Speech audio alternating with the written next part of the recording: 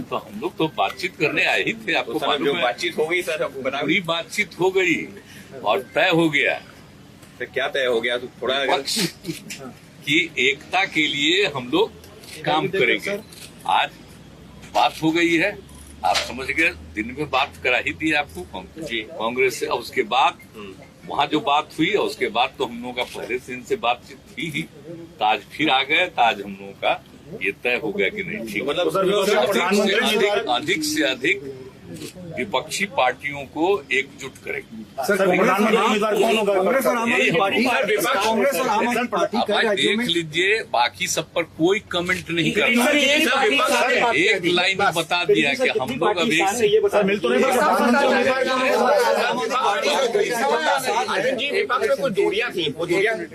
sir, इस वक्त देश बहुत मुश्किल दौर से गुजर रहा है और जैसे मैंने कई